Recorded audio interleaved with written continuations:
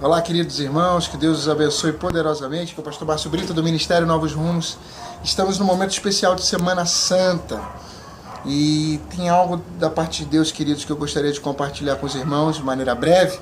Está aqui em Mateus, capítulo de número 26, e é exatamente quanto à preparação da Páscoa. Temos aqui no capítulo 26, verso 17, no primeiro dia da festa dos pães asmos, vieram os discípulos a Jesus dizendo: aonde queres que façamos os preparativos para comer a Páscoa? E ele disse: ide à cidade e dize-lhe: o mestre diz, o meu tempo está próximo, e em tua casa celebrarei a Páscoa com os meus discípulos. E os discípulos fizeram como Jesus lhe ordenaram e prepararam a Páscoa.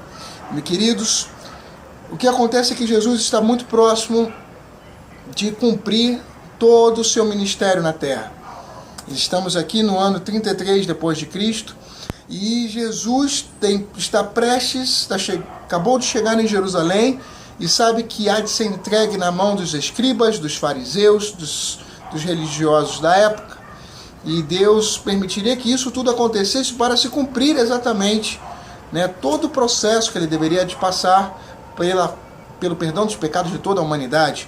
A Páscoa foi instituída, queridos, lá em Êxodo, capítulo de número 12. Em Êxodo, capítulo número 12, ela precede a última praga que foi ali, aquela praga que foi mencionada ao faraó lá para a libertação do povo no Egito, relacionada à libertação dos primogênitos. Está em Êxodo, capítulo 12, e acontece exatamente em 1491 anos antes de Cristo. Então, para que se tenha uma ideia da dimensão, o que acontece, meus amados, é que Jesus, quando institui-se a Páscoa, lá em Êxodo, capítulo 12, nós temos ali um cordeiro que era imolado, tinha todo um procedimento, ele era imolado, e daquele sangue daquele animal, separava-se aquele sangue, colocava-se nos portais, porque haveria um anjo que estaria ali trabalhando, trazendo morte a todos os primogênitos dentro do Egito. E uma forma de Deus proteger o seu povo foi exatamente isso. Vocês vão preparar um cordeiro. Esse cordeiro ele tem que ter algumas características, ser completamente purificado, ser um animal perfeito, ser realmente algo que seja agradável como uma oferta. Vocês vão comer esse animal e do sangue deles vocês vão fixar nos portais. Quando o anjo da morte vier, não tocará na sua família, não entrará na sua casa. E aconteceu exatamente isso. Dentre os mortos veio o filho do faraó, que era o seu primogênito, veio a falecer, e com isso o faraó liberta o povo, e o povo segue caminho, rumo ao deserto. O povo segue com Moisés, sendo liberto ali, uma vez por todas, do Egito. Mas é fato, queridos, que agora estamos aqui em Mateus capítulo 26, Jesus está prestes a realizar a Páscoa, e ele se oferece, ele faz questão de realizar a Páscoa com seus discípulos, porque ele era a Páscoa. Ele era o cordeiro a ser morto por todos nós. Isso é fantástico, queridos, porque Jesus ele se apresenta, ele faz questão de realizar a Páscoa, e ali naquela santa ceia com os discípulos, ele diz de forma clara, enquanto comiam, verso 26, Jesus tomou o pão e, abençoando-o, partiu e deu aos seus discípulos e disse: tomai e comei, isto é o meu corpo. E tomando o cálice, dando graças, deu-lhe, dizendo: bebei dele todos, porque isto é o meu sangue, o sangue no novo pacto, o qual é derramado por muitos para a remissão dos pecados. Verso 29 é muito importante. E digo-vos que, desde agora, não beberei mais deste fruto da vide, do vinho, até aquele dia, quando beberei de novo convosco no reino de meu Pai. Então, meus amados, o que acontece aqui, logo na sequência, a gente já sabe da história, Jesus vai para o Getsemane. Naquele momento de Getsemane, vem todo um relato de Isaías, capítulo 53, dizendo que, de uma forma muito profunda, ele foi subindo como um renovo, raiz de uma terra seca, não tinha beleza nem formosura, mas trazia sobre si os pecados de toda uma humanidade. O castigo que nos traz a paz estava sobre ele, e pelas suas pisaduras fomos sarados. Então, meus amados, Jesus é preso, logo na sequência, tem ali aquele momento de grande estresse no Getsemane, tem ali um momento de suar sangue, inclusive, algo que só acontece em níveis elevadíssimos de estresse.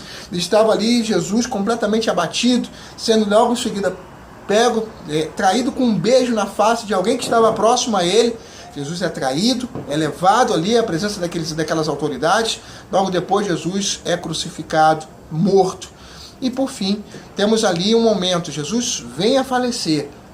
E o que acontece após isso? Tivemos na sequência um dia que nada aconteceu, mas no domingo pela manhã, aquelas mulheres que seguiam Jesus, Maria Madalena, Maria mãe de Jesus, algumas mulheres foram embalsamar o seu corpo. Chegando próximo do túmulo, o anjo aparece e fala: ei, mulheres, o que vocês estão fazendo aqui? Aquele que vocês procuram já não está mais aqui.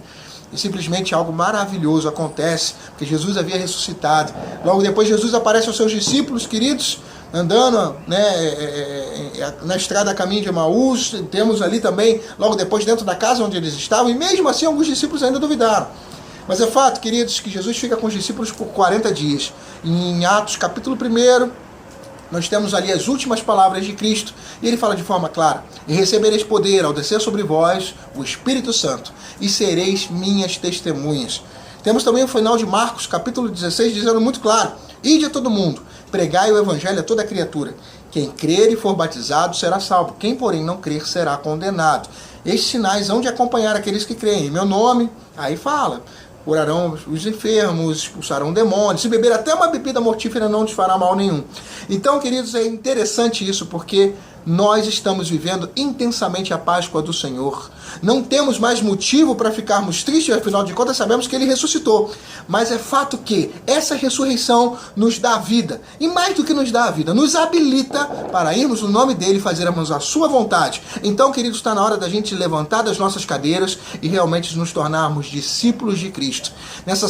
Nesse momento de Semana Santa, reflita sobre Cristo, reflita sobre o seu relacionamento com Ele, melhore o seu relacionamento com Cristo, melhore o seu relacionamento na sua igreja, busque mais ao Senhor, seja mais íntegro, mais intenso com Deus, querido, porque Deus vai te usar poderosamente, porque a Páscoa foi algo, querido, toda instituição, tudo que aconteceu lá atrás, não foi por acaso, acontece até os dias de hoje, para que eu e você possamos avançar e sermos a voz viva do Senhor nesta terra, os pés que ficaram do Senhor nesta terra. Somos os cristãos, pequenos cristos, para iluminar e salgar essa terra. Que Deus te abençoe poderosamente, excelente Semana Santa para todos, reflita sobre tudo isso e sejam ainda melhores, brilhem como as estrelas do céu. Que Deus os abençoe poderosamente. Que foi o pastor Márcio Brito do Ministério Novos Rumos. Com Jesus dê um novo rumo à sua vida. Um beijo no coração, a paz, queridos.